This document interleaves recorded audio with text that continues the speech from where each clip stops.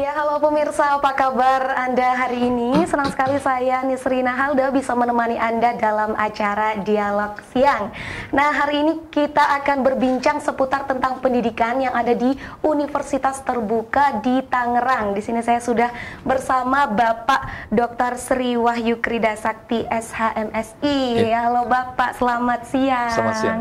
Oke, jadi Bapak Wahyu ya. Bapak Wahyu ini adalah dosen Fakultas Hukum di Universitas Terbuka nih Pak nih. Oke, ngomong-ngomong masalah Universitas Terbuka ya Pak yang ada di Tangerang.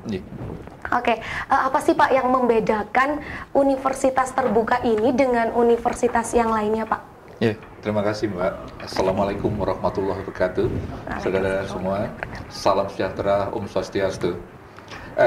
Kalau tadi ditanyakan Universitas Terbuka yang ada di Tangerang, itu hanya menunjukkan kantor pusatnya saja. Oke. Jadi Universitas Terbuka itu melayani seluruh penduduk Indonesia, tersebar di seluruh provinsi. Oh iya. Jadi kami itu punya ada 40 kantor wilayah 40 di seluruh kantor Indonesia wilayah. itu gitu. Jadi memudahkan untuk memberikan layanan. Gitu. Salah satunya yang di Malang ini, itu kantor wilayahnya itu.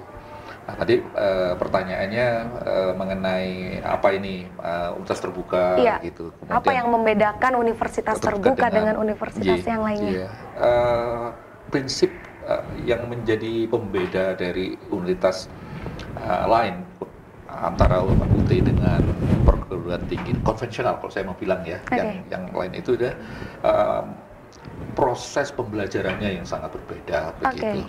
Walaupun juga ada di dalam sistem pelayanannya pun itu juga kami juga berbeda pula karena semua basisnya itu digital. Gitu. Tapi untuk memudahkan penjelasan ini ada beberapa paling tidak pembedanya begitu ya, supaya gampang melihat kategorinya. Dilihat dari aksesibilitasnya. Dari aksesibilitas itu jelas UT memang memberikan keunggulan karena hampir seluruh penduduk masyarakat begitu ya itu mempunyai kemudahan akses terhadap pendidikan karena semua instrumen yang digunakan itu berbasiskan teknologi. Kalau masyarakat kita yang ada di remote area atau di tempat-tempat jauh di mana universitas lain yang konvensional itu tidak bisa menjangkau karena ada kampusnya, tempatnya terbatas begitu. Nah, di kami tidak dibatasi oleh itu karena melalui teknologi komunikasi, teknologi komputer itu kita bisa memberikan layanan seperti itu. Itu jadi kaitannya dengan aksesibilitas. Jadi bahasa gampangnya itu UT itu sudah mempunyai kata bijaknya itu menjangkau yang tak terjangkau di sana gitu. Itu pertama. Kemudian yang kedua itu juga kaitannya dengan fleksibilitas.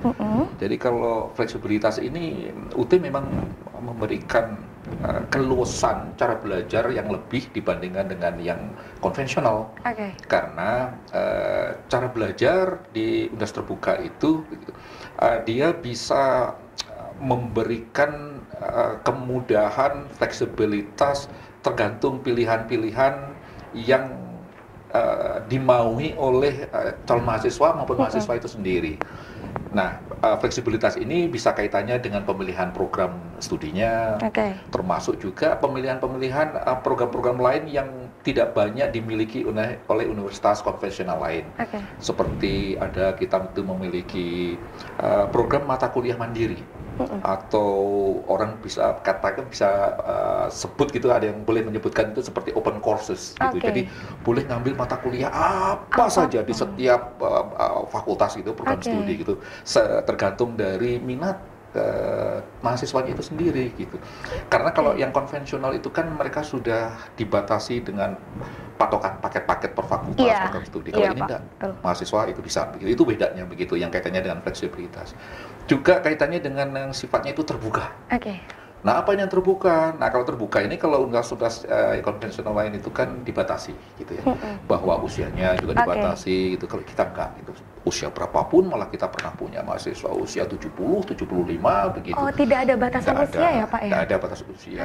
Drop out pun juga kita terapkan drop out karena kita tidak ada restriksi atau keterbatasan tempat sehingga semua itu sangat bergantung kepada dinamika maupun motif dari para mahasiswa itu mau belajar, mau cepat seperti apa. Jadi terbukanya ada di situ. Jadi semua usia bisa ditampung di sana, semua latar belakang begitu juga bisa diakomodasi ya, untuk dilayani.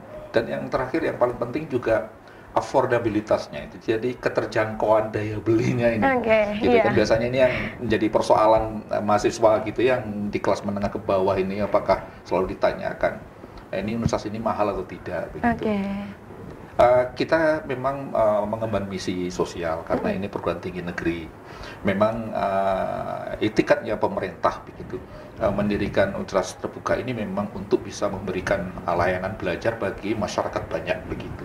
Jadi kalau dilihat dari affordabilitas itu tergantung ada beberapa skemanya begitu. Ada skema yang sistem paket semester gitu. Nah, sistem paket semester berarti sudah dipatok biaya-biayanya. Itu SKS-nya pun juga udah dibatasi ya. Kemudian ada yang non SIPAS atau non sistem paket, berarti bergantung seberapa banyak SKS atau sistem kredit semester itu begitu yang dia tempuh begitu. Termasuk juga di program-program graduate program atau pasca sarjana juga seperti itu. Begitu, Mbak. Berarti untuk di universitas terbuka ini mau usia berapapun bisa masuk dan tidak ada batasan waktu untuk berkuliah di sana ya, Pak ya. Betul. Sampai benar-benar tuntas. Betul. Ditunggu sampai benar-benar tuntas. Betul. Ya, itu tadi pemirsa pembahasan sedikit tentang universitas terbuka. Kami masih akan membahas hal-hal lainnya seperti fakultas apa saja yang terdapat di universitas terbuka dan bagaimana cara masuk di universitas terbuka. Jadi jangan kemana-mana pemirsa, tetaplah bersama kami.